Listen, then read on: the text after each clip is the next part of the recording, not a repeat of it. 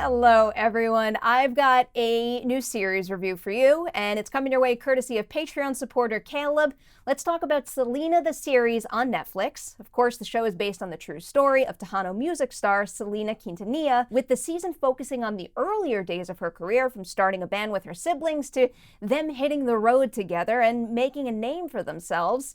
This might be worth bringing up top here. I am going to refer to some light plot points that happened throughout the season, just in case you haven't seen it yet. Nothing too in-depth, but I just wanted to throw that out there. So now, I was really looking forward to seeing this show. I was first introduced to Selena's music via the 1997 movie that stars Jennifer Lopez, of course, and I just fell hard for it. I watched the movie all the time, and I listened to the music quite a bit too. What I appreciated most about the series version of her story, though, was, one, getting to learn more about Selena, and also getting to learn more about the other family members, too. In particular, her father, Abraham, who's played by Ricardo Chavira, and her brother, AB, played by Gabriel Chavarria. While I did think that Christian Serratos was very, very good as Selena, I was admittedly a little disappointed that I didn't feel like I really got access to her headspace until the last few episodes of the season, and even then it felt like that was confined to her relationship with Chris. Earlier on, there is some real interesting things going on regarding how Selena feels about her image being shaped by the label instead of sticking to what feels true to her, but rather than dig into Selena's experience with that matter, it became more about how Abraham handles it, and I think that works real well for that character. I just often found myself eager to get more from Selena's perspective, and that was probably going on for about 2/3 of the season, and it might have something to do with how radiant Serratos was in the role. But that all kind of gets at one of the series' biggest flaws, and to be frank about it, the writing just isn't the strongest, and neither is the production value for that matter. And the combination of those two issues winds up giving a good deal of the show a very melodramatic and, I guess I would have to say, cheap feel to it.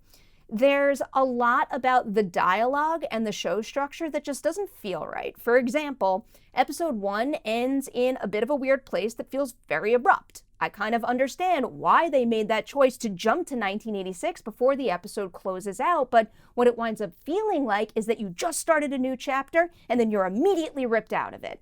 And then all throughout the season, I would say, there are conversations that they feel rushed, and then there are some where the dialogue is just so on the nose. The charm of the family and how easy they are to root for does help brush some of those quality issues under the rug, but obvious ADR and car scenes that are just so obviously shot with green screen they're kind of too hard to ignore.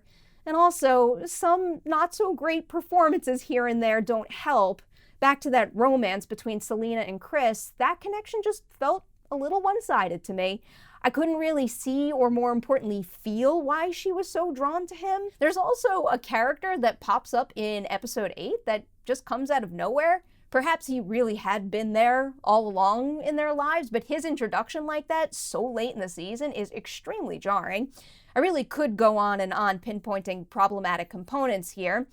It's just not a great show, but I'd be lying if I told you that I didn't care about the characters when it was over, and that's part of the reason why I'm giving Selena the series 2.5 Deweys out of 5 on the Dewey Decimovie scale. It needs work, both in front of and behind the lens, but in the end, I did care quite a bit, and maybe that does speak more to the amount of time spent with the characters and not necessarily the quality of the show, but something still did click to a degree in the final few episodes, and right now I find myself very much looking forward to seeing more.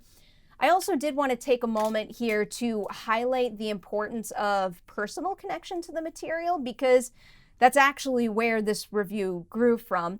While my connection to Selena is limited to the 1997 movie and listening to some music, Caleb was really looking forward to the show because of what Selena's music meant to his family, and I wanted to read a little bit about what he said to me about that.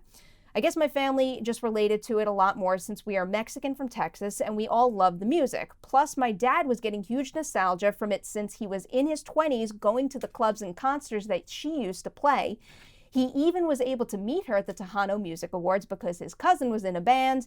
Even my grandparents are loving it. So I just wanted to take a moment to bring that up in order to emphasize the value of every opinion out there, really. We're not all coming at movies and shows from the exact same angle, and that's kind of the beauty of storytelling and the responses to it. So again, Caleb, just thanks so much for making this review happen and also for sharing your thoughts on the series. I really appreciate it. So that's it for now, but I'm going to tell you all to come back to the channel when Selena Part 2 hits Netflix because I want to continue covering the show. Big thanks to everybody out there for watching this review. See you soon with more of them.